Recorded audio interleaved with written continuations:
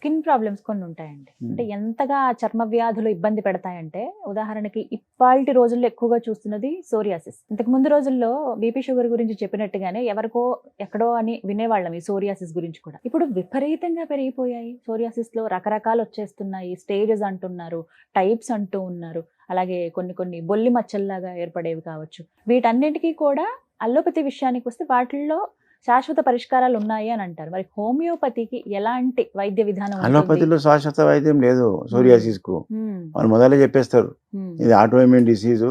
హ్మ్. దీన్ని తగ్గించడం కష్టము. హ్మ్. ఆయిల్ రాసుకో, ఆయింట్‌మెంట్ రాసుకుంటూ ఉండమని కొన్ని చెప్తారు. మెడిసిన్స్ ఇస్తారు. ఆయింట్‌మెంట్ లాగా అంతే. ఇస్తారు. హ్మ్. సప్రెషన్ స్టెరాయిడ్స్ ఆయింట్‌మెంట్‌లు. హ్మ్. అది వ్యాధిని అప్పటికప్పుడే తొక్కి పెడుతది. హ్మ్. మళ్ళీ దాని యాక్షన్ పోగానే మళ్ళీ స్టార్ట్ అయితది. హోమియోపతిలో ఎలాంటి ట్రీట్మెంట్ హోమియోపతిలో ఉంటుంది? 20 ఏళ్ల నుంచి 15 ఏళ్ల నుంచి 20 ఏళ్ల నుంచి ఉన్న వాళ్ళకు హ్మ్. సింగిల్ డోస్ ఏసి హ్మ్. వితిన్ 24 అవర్స్‌లో మార్పు 1, 2 మంత్స్, 6 మంత్స్‌లో కంప్లీట్ వాష్ ఔట్ అయిన కేసులు ఎన్నో ఉన్నాయి.